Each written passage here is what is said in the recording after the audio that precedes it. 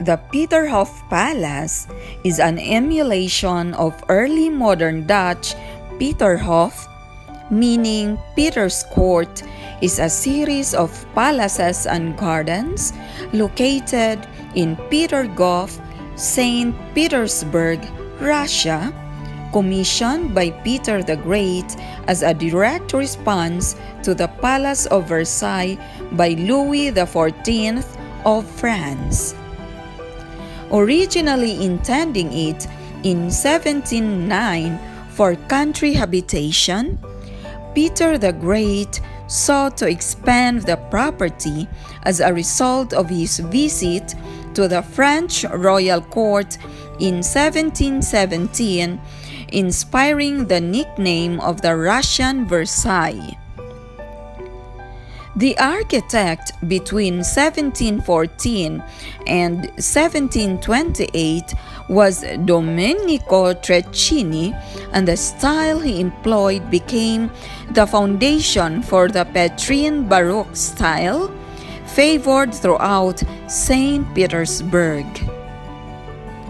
Francesco Bartolomeo Rastrelli completed an expansion from 1747 to 1756 for Elizabeth of Russia.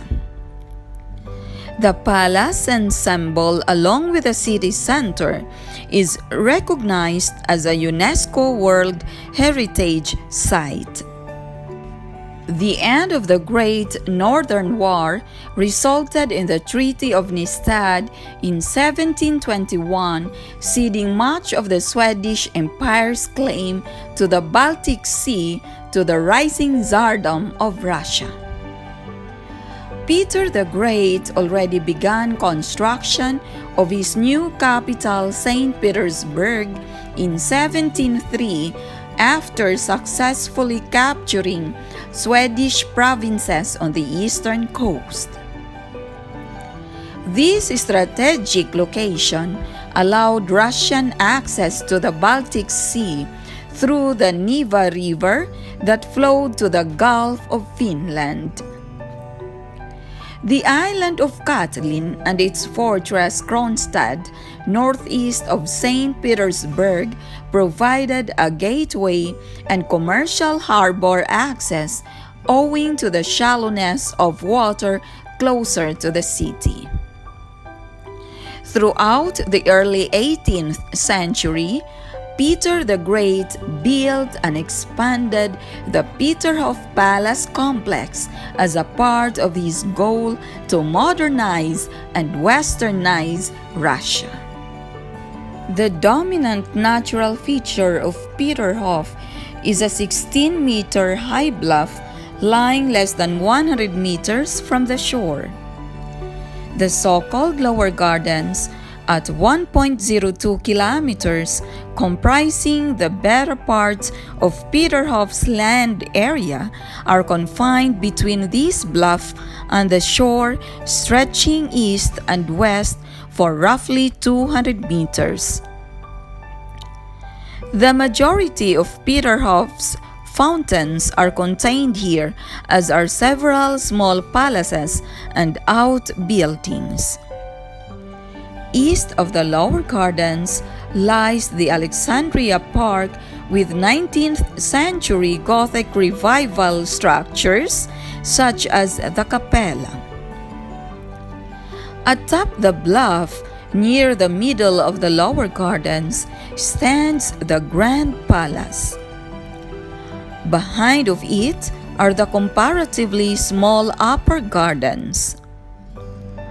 Upon the bluff's face, below the palace, is the Grand Cascade. This and the Grand Palace are the centerpiece of the entire complex.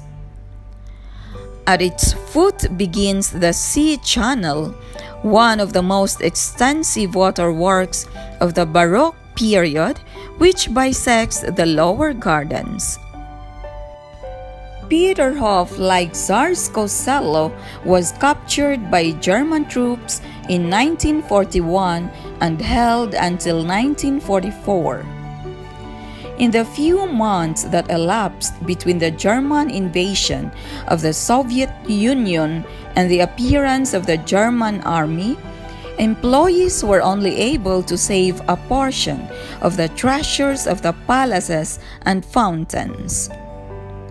An attempt was made to dismantle and bury the fountain sculptures, but 3/4, including all of the largest ones, remained in place. On 23 September 1941, German troops captured Peterhof. 2 weeks later, on October 5, 1941, Soviet troops tried to recapture the town and block the highway by naval landing. The occupying forces of the German army largely destroyed Peterhof. Many of the fountains were destroyed, and the palace was partially exploded and left to burn. Restoration work began almost immediately after the end of the war and continues to this day. The lower park was reopened to the public in 1945. The name was changed to Petrov Dvorets or Peter's Palace in 1944 as a result of wartime anti-German sentiment and propaganda, but the original name was restored in 1997 by the post-Soviet government of Russia. In 2003, St. Petersburg celebrated its 300th anniversary. As a result, much of the building and statuary in Peterhof has been restored and new gilt work abounds. The purpose of Peterhof was as a celebration and claim to access to the Baltic, while simultaneously Peter the Great was also expanding on the Black Sea. Thus, Peterhof commemorates the imperial expansion. From St. Petersburg, you can reach Peterhof Palace by train and bus for 1.5 hours, minibus about 1 hour, or by hydrofoil about 45 minutes. The hydrofoil is the most expensive option, but it is also the most comfortable.